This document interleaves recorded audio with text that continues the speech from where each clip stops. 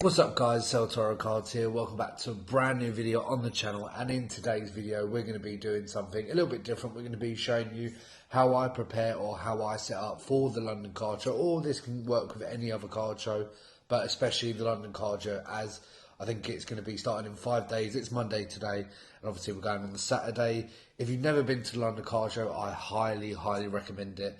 The biggest card show in the UK, best card show in Europe, in Sandown Racecourse in Surrey, I believe, in Esher. So we're going to be showing you how we set up, what stuff we bring, what stuff you look out for when you're vendoring, and yeah, without further ado, let's get right into the video.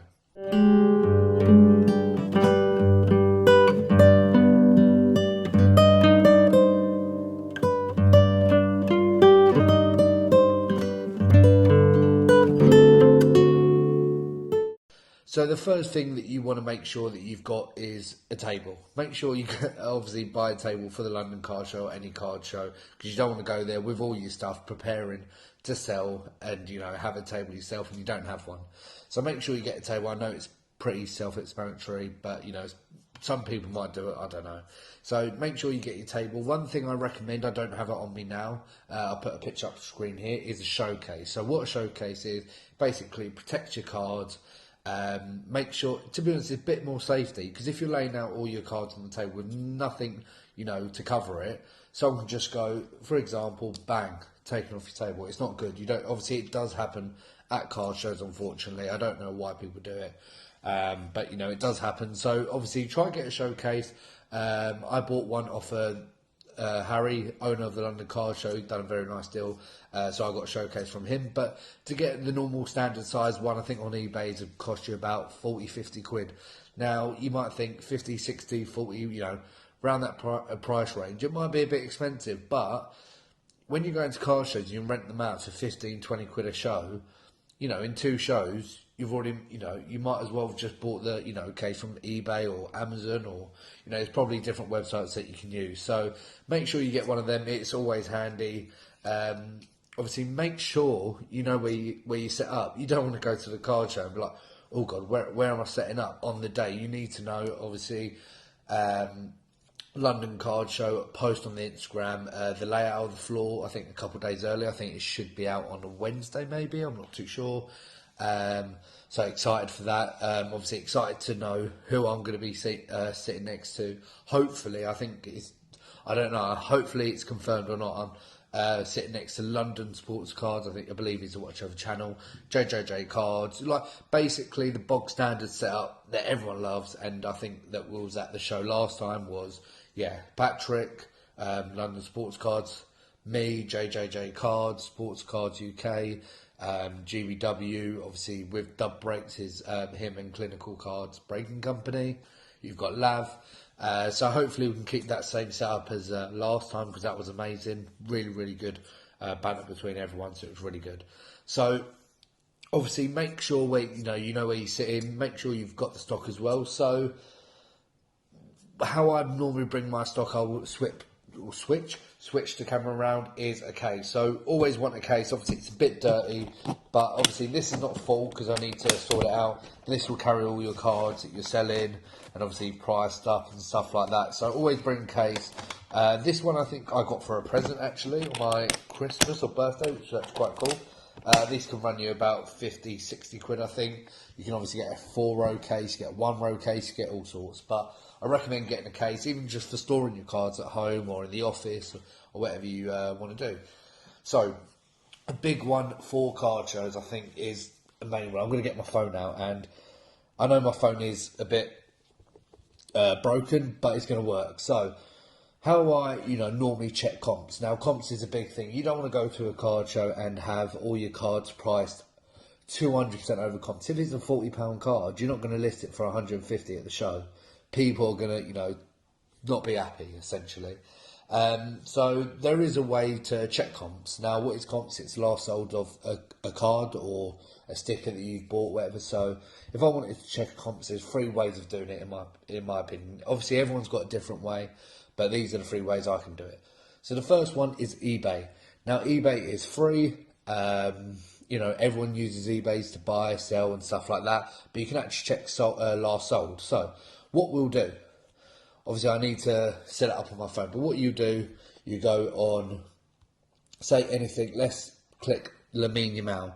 So we'll go on eBay, go on Yamal, go on the filter here on the top right, scroll down, and then you'll see this little section here. You've got sold items. So you click on that, press this, and you can see all the last sold of Lamine Yamal. Obviously, when you want to find a certain set, so say Stadium Club Chrome, Lamine Yamal at 99, you'll type that in, that will pop up.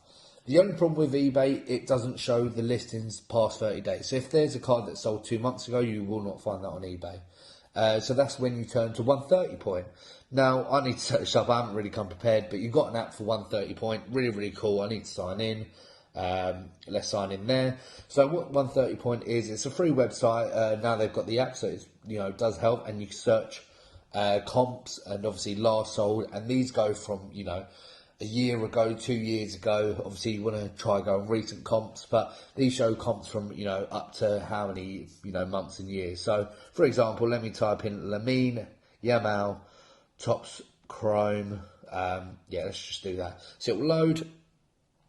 And then obviously you got, these are like the actual ones that are, still for sale.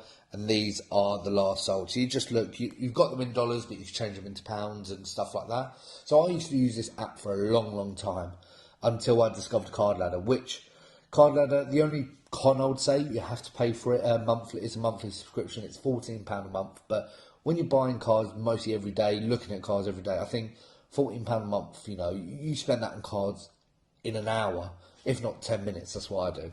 But Card Ladder is a really, really good one. So this is what it looks like. So this is the front page. So it shows you like obviously the verified sales volume and stuff. That we're not really interested in that stuff. You go on sales. So you look at what sales obviously last sold. You go on this little camera here, which I like.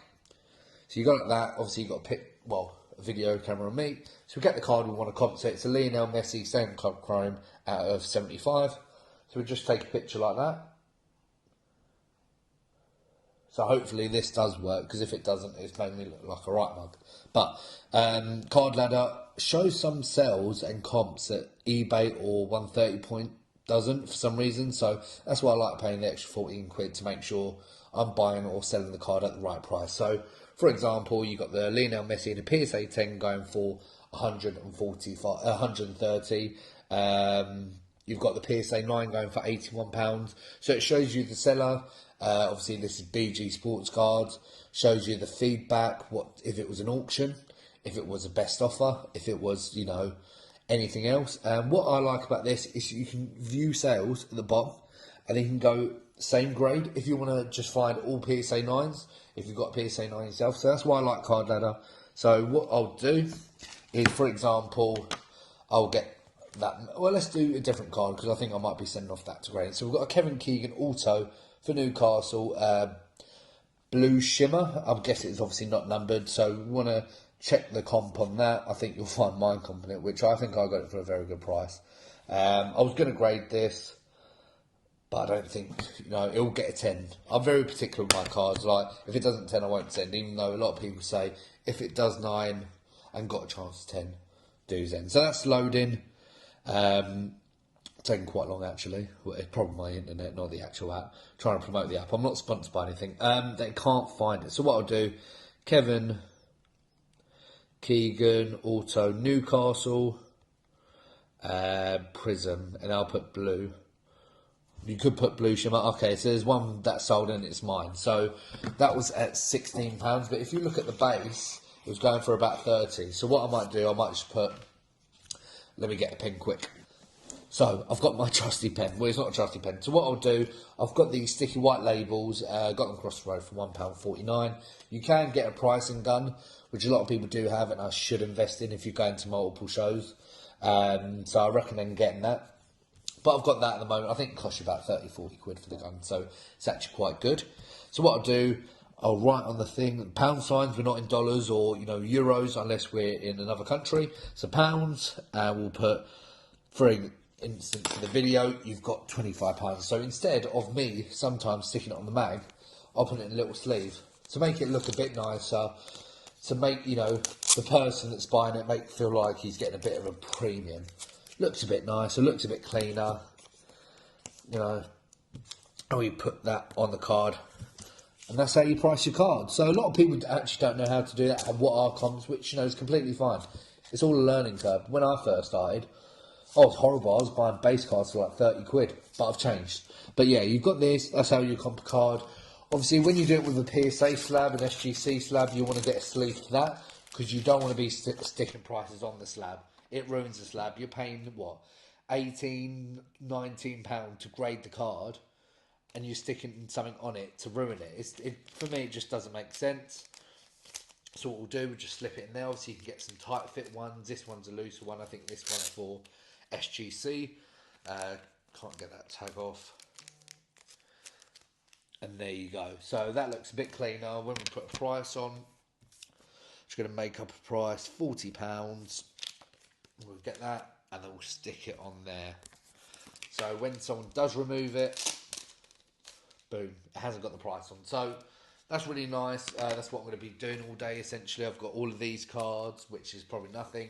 I've got these, I've got all of that in my case to do. So yeah, just wanted to show you how I prep for the London Card Show. Going to be going for 2 days as a vendor, so I'm very, very excited to do that. It's like Christmas, I think, London Card Show. You know, you're excited when it comes, and when it does, it's amazing. So just want to shout out Harry and, you know, the team for always putting on a good show. I know this one coming up is going to be a banger, like always. So thank you for them for putting on such a great show like the London Card Show. I think there's no other show like it, in a good way, not in a bad way, but in a good way. You know, for me, it's the national of Europe. So thank you guys for watching. Going to be back on the YouTube. Got London Card Show Day 1, Day 2. Might do a trade night video. See if I can do a trade up challenge. Going to be doing a lot of content for TikTok. I think TikTok's obviously the way to go. YouTube Shorts, Instagram. Just trying to, you know, with my free time, instead of lazing around or, you know, doing nothing. Obviously, that's what you normally do on your days off. I've got to be doing content. If I really do want it, I've got to work for it. You know, nothing comes for free nowadays, or ever. So, thank you guys for watching. Hope you enjoy, and see you in the next video.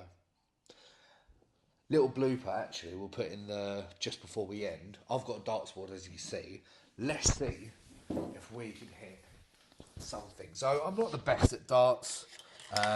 You guys have probably clicked off the video now, but we'll make a little space here, little camera. I